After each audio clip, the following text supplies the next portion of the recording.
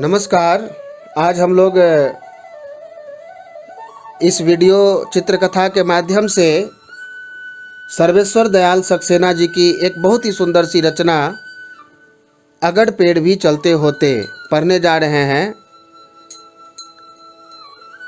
अपने बचपन में उन्होंने एक स्वप्न देखा था कि पेड़ चलने लगे हैं, बोलने भी लगे हैं, एक जगह से दूसरे जगह जा रहे हैं और उन्होंने सोचा कि अगर सचमुच पेड़ चलने लगे तो क्या क्या परिवर्तन हो जाएंगे। और जब वे बड़े हुए, कवि के रूप में विकसित हुए, तो सचमुच उन्होंने एक ऐसी रचना कर डाली, एक कविता लिख डाली और उस कविता का नाम रख दिया अगर पेड़ भी चलते होते। तो ये आपका जो 8वां पाठ है वो है अगर पेड़ भी चलते होते, जिसके बारे में विस्तृत रूप से आज हम लोग चर्चा करेंगे। तो बच्चों, मैं इस कविता की दो पंक्तियाँ पढ़ूँगा, आप भी मेरे साथ पढ़ेंगे और साथ ही साथ हम लोग इसके अर्थ का भी विवेचन करते चलेंगे। विवेचन करना मतलब समझना, व्याख्या करना। तो क्या क्या कल्पना उन्होंने की है। उन्होंने की है कि अगर पेड़ चलने लगेंगे तो हम तो गाड़ी की ज़रूरत नहीं पड़ेगी, पेड़ के ऊपर ही बैठ करके एक जगह से दूसरे जगह पहुंच जाएंगे। और पेड़ कहीं भाग ना जाए तो जैसे कुत्ते या गाय के गले में रस्सी बांध देते हैं, वैसे उन्होंने सोचा कि उस पेड़ के गले में रस्सी बांध लेंगे और जहाँ भी जाएंगे अपने साथ उस पेड़ को लेकर के जाएंगे। तो आइए, बहुत सुंदर सी रचना आज हम लोग पढ़ने जा रहे हैं, जिसका नाम है अगर पेड़ भी चलते होते और रचना है सर्वेश्वर दयाल सक्सेना जी की। अगर पेड़ भी चलते होते कितने मज़े हमारे होते। अगर पेड़ भी चलते होते कितने मज़े हमारे होते।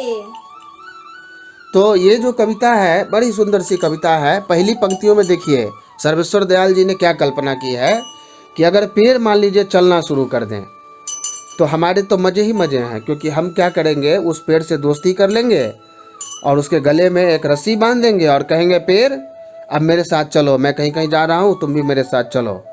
और रास्ते में केवल वो चलेंगे नहीं हमारे साथ, आपको पता है कि पेड़ के पास फल है, पेड़ के पास फूल है, पत्ते हैं, वो हमें छाया दे सकते हैं। तो देखिए इस चित्र के माध्यम से कितना सुंदर लग रहा है। ये चिड़िया तो थोड़ी सी घबरा गई है कि ये पेड़ तो चल दिया, मेरे घर का क्या होगा। लेकिन ये बच्चा जो है, ये सर्वेश्वर दयाल सक्सेना जी के बचपन की कल्पना है, वो खुद हैं। तो सर्वेश्वर दयाल जी सोच रहे हैं कि पेड़ को मैं अपने साथ लेकर चला जाऊंगा, क्योंकि पेड़ अगर मेरे साथ जाएगा तो पेड़ की जो छाया है वो भी मुझे जब चाहो मिल जाएगी। पेड़ का जो मीठा मीठा फल है वो भी जब भूख लगेगी तो मैं तोड़कर खा सकता हूँ। कहीं पानी आ गया, कीचड़ आ गया, बाढ़ आ गया तो पेड़ के ऊपर चढ़ जाऊँगा। अब पेड़ तो उसमें भीग करके भी नहीं भीगेगा, वो बड़ा विशाल होता है। तो ये सब लाभ हम ले सकते हैं। तो आइए अगली पंक्तियों का मजा लें कि पेड़ को अगर हम अपने साथ ले जाएं तो और क्या क्या कर सकते हैं। बांध तने में उसके रस्सी जहाँ कहीं भी ले जाते। बांध तने में उसके रस्सी जहाँ कहीं भी ले जाते। अब देखिए पेड़ को अपना दोस्त हमने बनाया और उसका जो तना है, पेड़ का तना, ट्रंक, जो शरीर है पेड़ का, उसमें रस्सी बांध दी और जहाँ कहीं भी मन हुआ लेकर चल दिए। पेड़ नहीं चल रहे हैं तब न एक जगह खड़े रहते हैं, लेकिन अब सोचिए कि ऐसा कोई चमत्कार हो जाए कि पेड़ चलना शुरू कर दें। तो किसी एक पेड़ को हमने अपना दोस्त बनाया, उसके तने में रस्सी बांध दी और कहा पेड़ ले ले ले पेड़ पेड़ बेचारा हमारे पीछे पीछे चल दिया और कहीं भाग ना जाए बीच में इधर उधर, जिधर हम कह रहे हैं वहाँ उधर जाए, इसलिए रस्सी बांध दी।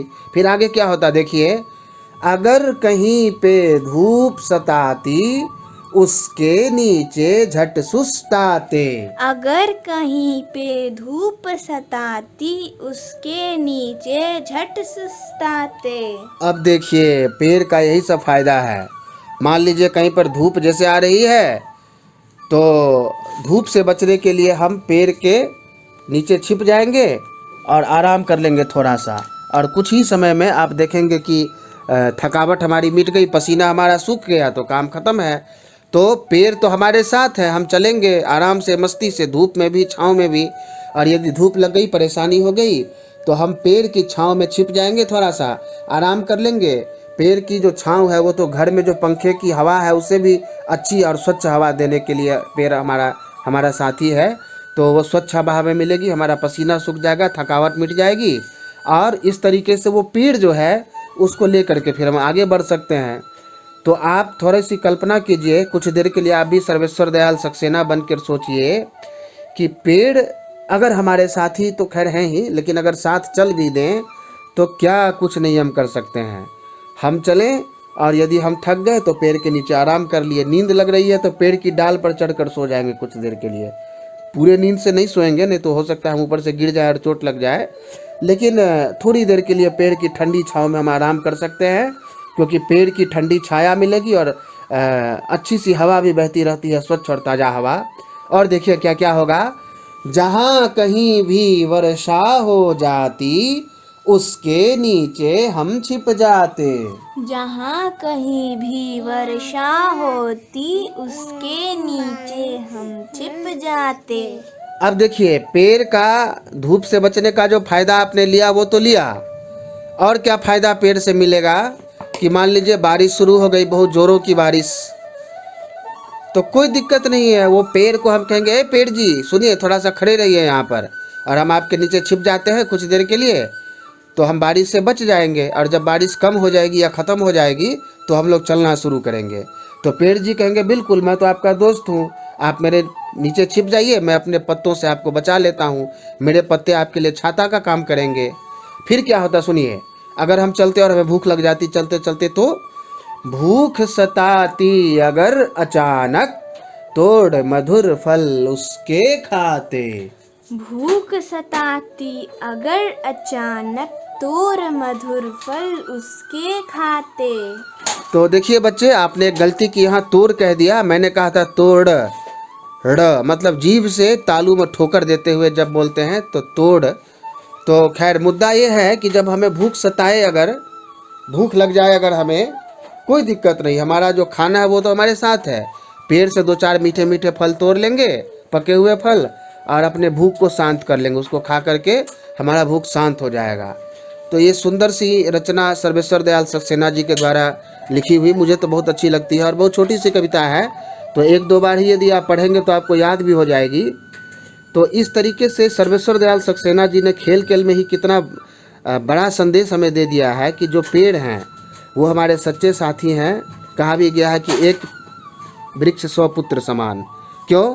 क्योंकि वे हमें खाने के लिए फल देते हैं, धूप से बचने के लिए छाया देते हैं, सांस लेने के लिए स्वच्छ हवा जिसको हम ऑक्सीजन बोलते हैं वो देते हैं।